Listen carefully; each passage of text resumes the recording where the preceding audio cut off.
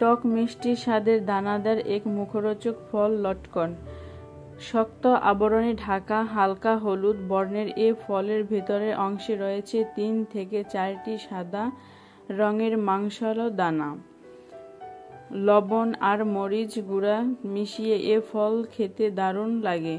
গরমের তীব্রতা কমাতে আর শরীরের ভিটামিন সি এর অভাব পূরণ করতে লটকন খুবই উপকারী একটি ফল। এছাড়া অনেকেই তপ্ত দুপুরে গরম কমাতে লটকনকে লবণ, কাঁচামরিচ, চিনি, কাসুন্দি দিয়ে মাখিয়েও খেতে থাকেন। মজাদার এ ফল কেবল আপনার মুখের স্বাদেরই পরিবর্তন করবে না, সঙ্গে সঙ্গে আপনার জিহ্বার রঙও পরিবর্তন করে হালকা বেগুনি বর্ণের করে তুলবে। খাওয়ার দিক থেকেও নানাভাবে লটকন খাওয়া হয়ে থাকে।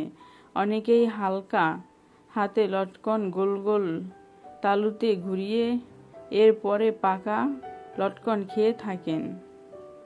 পাকা লটকনের স্বাদের বেশিরভাগ ক্ষেত্রে মিষ্টি হয়ে থাকে।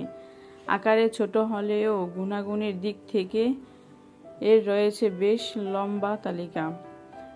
ত্বক, দাঁত এবং হাড় মজবুত করতে লটকন মৌসুমী ফলের মধ্যে অন্যতম। প্রতিদিন অন্তত 2 থেকে 3টি লটকন আপনার শরীরের ভিটামিন সি গ্রহণ সহায়তা করবে।